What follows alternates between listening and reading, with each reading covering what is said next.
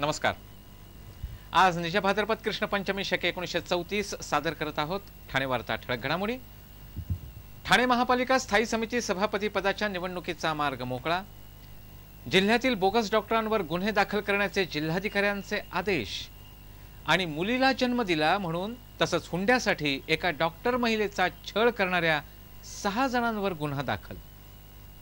या आणि इतर घडामोडी विस्तृतपणे पण काही क्षणातच। मुंबई उच्च न्यायालयाने स्थायी समिती सदस्यांची पूर्वीचीच नावे कायम करण्याचे आदेश दिल्याने स्थायी समिती सभापती पदाच्या निवडणुकीचा मार्ग आता मोकळा झालाय।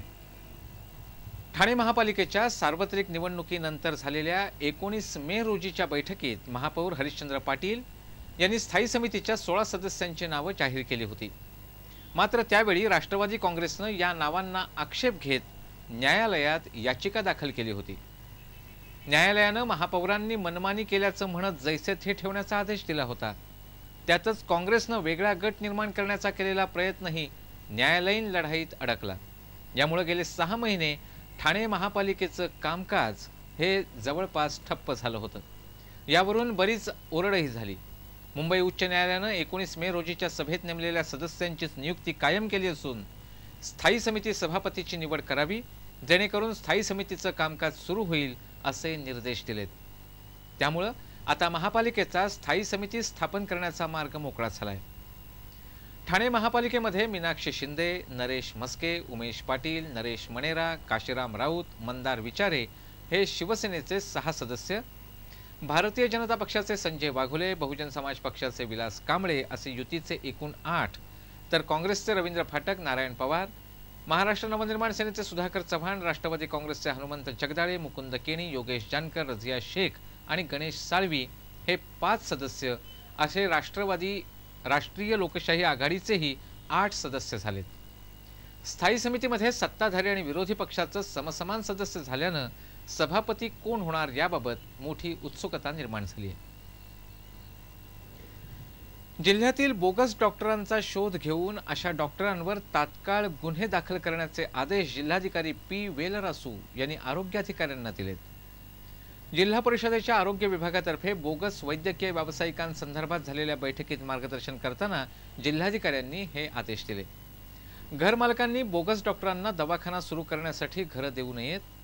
प्रमाणपत्र तपासल्यानंतरच किंवा तालुका आरोग्य अधिकाऱ्यांना सूचित केल्यानंतरच घर देण्याचा विचार करावा। किमान 2 वर्षांपासून सेवा न करणाऱ्या डॉक्टरांचा शोध घेऊन घरमालकांना नोटिसा पाठवाव्यात अशा सूचनाही जिल्हाधिकाऱ्यांनी यावेळी केल्या। जिल्ह्यात एकूण 72 बोगस वैद्यकीय व्यावसायिक असून त्यापैकी 45 जणांविरुद्ध गुन्हे दाखल आहेत। 11 जणांविरुद्धची प्रकरणे न्यायप्रविष्ट आहेत। 15 डॉक्टर दवाखाने बंद करून बाहेरगावी गेलेत तर एका बोगस डॉक्टराविरुद्धची तक्रार मुरबाडच्या गटविकास अधिकाऱ्यांनी केली आहे। ठाण्यातील तुळशीधाम परिसरात आज सकाळी झालेल्या अपघातात एका 2 वर्षाच्या चिमुरडीचा जागीच मृत्यू झाला। तुळशीधाम परिसरातील गंगूबाई चाळीत विश्वकर्मा कुटुंबीय राहतात। लाडली विश्वकर्मा ही मुलगी आपल्या वडिलांबरोबर दुकानात गेली होती। घरी परतत असताना तुळशीधाम परिसरात असलेल्या एका वळणावर मागून येणाऱ्या इनोव्हा गाडीने लाडलीला जोरदार धडक दिली। यामध्ये तिचा जागीच मृत्यू झाला। या प्रकरणी इनोव्हा गाडीचा मालक नितीन देसाई याला कापूरबावडी पोलिसांनी ताब्यात घेतलंय। ठाणे महापालिकेने स्थापन केलेल्या आपत्कालीन कक्षाने गेल्या 5 महिन्यात विविध आपत्कालीन घटनांमध्ये यशस्वी कामगिरी केल्याबद्दल पालिका आयुक्तांनी आपत्कालीन कक्षातील कर्मचाऱ्यांना कौतुकाची थाप दिली आहे। 26 जुलै 2005 रोजी झालेल्या जलप्रलयानंतर आपत्कालीन कक्षाची गरज सर्वत्र जाणवत होती। ठाणे महापालिकेने आपत्कालीन परिस्थितीत मदत पोहोचवण्यासाठी आपत्कालीन विभागाची स्थापना केली। सुरुवातीला या विभागाला मोठ्या टीकेला सामोरं जावं लागलं होतं, परंतु गेल्या 2 वर्षात मात्र या विभागाच्या झालेल्या अत्याधुनिकीकरणामुळे हा विभाग चांगलाच सक्षम झालाय। गेल्या 5 महिन्यात आग लागणं, इमारतीचा काही भाग कोसळणं, पाणी साचणं, झाड पडणं, अपघात अशा विविध प्रकारच्या 1397 घटना घडल्या। या सर्व घटनांमध्ये आपत्कालीन विभागातील कर्मचाऱ्यांनी त्वरित धाव घेऊन यशस्वीपणे मदत कार्य पार पाडले। वृक्ष उन्मळून पडण्याच्या 284 घटना घडल्या। आग लागण्याच्या 186, शॉर्ट सर्किटच्या 85, पाणी तुंबल्याच्या 50, जलवाहिनी फुटल्याच्या 61, गॅस गळतीच्या 12, नाल्याची भिंत कोसळण्याच्या 7, इमारतीचा स्लॅब कोसळल्याच्या 16 तर संरक्षण भिंत कोसळण्याच्या 19 घटना या दरम्यान घडल्या आहेत। यामध्ये सुदैवानं कोणतीही जीवितहानी झाली नाही, परंतु आपत्कालीन विभागातील कर्मचाऱ्यांनी त्वरित धाव घेऊन मदतकार्य सुरू केल्याचा फायदा अनेकदा झालाय। आपत्कालीन विभागाकडे जुलैमध्ये 374 तर सप्टेंबरमध्ये 249 तक्रारी दाखल झाल्या होत्या। आपत्कालीन विभागामध्ये 30 कर्मचाऱ्यांचा चमू कार्यरत आहे। लेंडी धरणग्रस्तांचं पुनर्वसन रखडायला जबाबदार असणाऱ्या अधिकाऱ्यांविरोधात फौजदारी गुन्हा दाखल करावा अशी मागणी हिवाळी अधिवेशनात केली जाईल असं विधान परिषदेतील विरोधी पक्षनेते विनोद तावडे यांनी सांगितलं। जव्हार तालुक्यातील भिरडपाडा इथं भारतीय जनता पक्षातर्फे लेंडी धरण प्रकल्पग्रस्तांच्या मेळाव्याचं आयोजन करण्यात आलं होतं। या मेळाव्यामध्ये विनोद तावडे बोलत होते। गेल्या 3 वर्षापासून धरणाचं काम सुरू आहे। धरणाचं काम 95% पूर्ण झालं असून सुद्धा शासनानं आदिवासी प्रकल्पग्रस्तांना 1 पैसाही दिलेला नाही। या प्रकल्पासाठी आवश्यक असलेली जमीन संपादित न करताच ठेकेदारानं बांधकाम केलंय। हा गुन्हा असून आदिवासींच्या जमिनीवर अतिक्रमण केलं म्हणून ठेकेदारावर फौजदारी गुन्हा दाखल करण्याची मागणी केली जाईल असं विनोद तावडे यांनी सांगितलं। धरण बांधण्यापूर्वी धरणग्रस्तांचं पुनर्वसन आणि धरणाचं बांधकाम असा कायदा असताना पुनर्वसन न करताच हे धरण बांधलंच कसं असा प्रश्न निर्माण झाला असून या प्रकरणी जबाबदार असणाऱ्या अधिकाऱ्यांवर कारवाई करण्याची मागणीही विनोद तावडे यांनी केली आहे। जैतापूर बीज प्रकल्पग्रस्तांसाठी एकरी 40 लाख तर आदिवासी प्रकल्पग्रस्तांना एकरी केवळ 10,000 रुपये का असा प्रश्न एका आदिवासी महिलेनं यावेळी उपस्थित केला।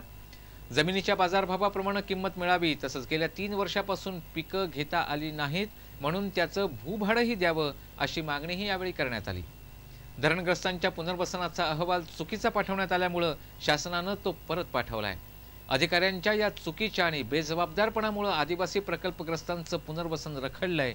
याला जबाबदार असणाऱ्या अधिकाऱ्यांवर फौजदारी गुन्हे दाखल करण्याची मागणी हिवाळी अधिवेशनात जरूर करू असं विनोद तावडे यांनी सांगितलं। या धरणामुळे 5 गावातील 144 कुटुंब बाधित झाली आहेत। या मेळाव्याला 300हून अधिक प्रकल्पग्रस्त उपस्थित होते। मतदारांच्या जनजागृतीसाठी जिल्हा प्रशासनानं फिरतं वाहन तयार केलं असून जिल्हाधिकारी पी वेलरासू यांच्या हस्ते या फिरत्या वाहनाचा शुभारंभ करण्यात आला। छायाचित्र मतदार यादीचं विशेष संक्षिप्त पुनरीक्षण 1 ते 31 ऑक्टोबर या कालावधीत राबवण्यात येत आहे। यासाठी जिल्ह्यातील विविध तालुक्यांमध्ये मतदारांमध्ये जनजागृती करण्यासाठी हे वाहन फिरणार आहे। जिल्ह्यातील मतदारांची संख्या 70,41,247 एवढी झाली आहे। 1 ऑक्टोबर रोजी प्रारूप मतदार याद्या प्रसिद्ध झाल्या असून 31 ऑक्टोबर पर्यंत दावे आणि हरकती स्वीकारल्या जाणार आहेत। 5 जानेवारी रोजी अंतिम मतदान यादी प्रसिद्ध केली जाईल। मुलीला जन्म दिला म्हणून आणि हुंड्यासाठी एका डॉक्टर महिलेचा छळ करणाऱ्या 6 जणांवर नौपाडा पोलिसांनी गुन्हा दाखल केलाय। या प्रकरणी मूळ तक्रार खेड पोलीस ठाण्यात दाखल झाली होती, परंतु छळ करणारी सासरची मंडळी ही ठाण्याची असल्यानं हा गुन्हा ठाण्यामध्ये हस्तांतरित करण्यात आल्याचं तपास अधिकारी पोलीस उपनिरीक्षक जयंत पाटील यांनी सांगितलं। गायत्री मिसाळ यांच्याकडे तिचा नवरा आणि सासरच्या मंडळींनी नवीन घर घेण्यासाठी माहेरहून 50 लाख रुपये आणावेत यासाठी तगादा लावला होता, परंतु गायत्री मिसाळ यांनी याबाबत असमर्थता व्यक्त केल्यानंतर तिचा शारीरिक आणि मानसिक छळ सुरू झाला। आपल्याला मुलगी झाली हे सासरच्या मंडळींना आवडलं नाही। सासरच्या मंडळींनी आपल्या वडिलांना या प्रकरणी शिवीगाळ सुद्धा केली आणि आपल्या गळ्यातील सोन्याचे दागिनेही खेचून घेतल्याचं गायत्री मिसाळ यांनी आपल्या तक्रारीमध्ये म्हटलंय। पोलिसांनी या प्रकरणी नवरा सचिन मिसाळ, आशा मिसाळ, दिनकर मिसाळ, संदीप मिसाळ, चंद्रकांत नागरे आणि सुनीता नागरे अशा 6 जणांविरोधात हुंड्यासाठी छळ, कट रचणं अशा विविध आरोपांखाली गुन्हा दाखल केलाय। अनुसूचित जाती जमाती प्रतिबंधक कायद्यानुसार वाडा तालुक्यातील 3घांना ठाण्याचे सहाय्यक न्यायाधीश ए.बी. शुक्ला यांनी दोषी ठरवत शिक्षा ठोठावली। मात्र या आरोपातून अन्य 6 जणांची सुटका केली। 29 नोव्हेंबर 2008 रोजी दुपारी 3:30च्या सुमाराला 6 ते 8 जणांचा जमाव जमला आणि त्यांनी नाणे सांगे गट ग्रामपंचायतीच्या पदाधिकाऱ्यांना शिवीगाळ केली। या गावच्या सरपंच निर्मला पडवळे यांच्यावरही हल्ला करण्याचा प्रयत्न करण्यात आला। या धक्काबुक्कीत त्यांचं मंगळसूत्र खेचण्यात आलं। हल्लेखोरांना पदाधिकारी आणि सरपंच हे अनुसूचित जमातीचे असल्याचं माहिती होतं, तरीही त्यांनी त्यांना शिवीगाळ केली आणि सरकारी कामकाज करण्यापासून रोखलं असा न्यायालयाच्या निदर्शनाला आणण्यात आलं। न्यायालयानं संतोष पाटील, कल्पेश पाटील आणि महेश पाटील या 3घांना शिक्षा ठोठावली आहे।